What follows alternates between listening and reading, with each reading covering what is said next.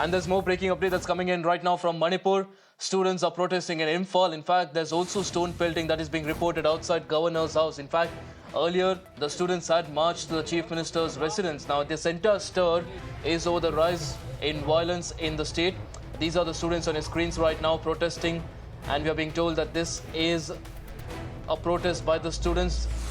There are also updates about stone pelting outside the Governor's house. My colleague Priyank joins us on the broadcast. Priyank, what's the situation right now?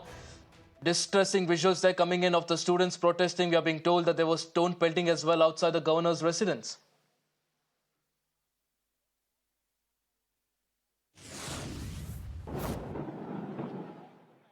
Yeah, certainly. What we can see right now that ambulances are taking those injured students back to the hospital because multiple students have, more than 2 to 3 dozen students have been injured in this incident, and many of them are right now going back. The situation certainly went out of control. The students were protesting right outside the governor's house here at Imphal, and when the students were protesting, they were raising a few specific demands, which was removal of the central forces. But on the other side, the CM and Biren Singh also met protesting students. Several groups also met the Chief Minister. But certainly after stone pelting which happened from the student side, the police had to retaliate.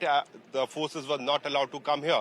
And now the situation has come up so far that the Casper vans of the CRPF has also been brought in, and we could see that from all those 4 roads which were leading towards the governor's house, there were tear shells which were being lobbed. Right outside the governor's house, you can see that there are multiple stones which can be seen. It is scattered everywhere because of the stone pelting on the security forces. The security forces had to retaliate, and it was very,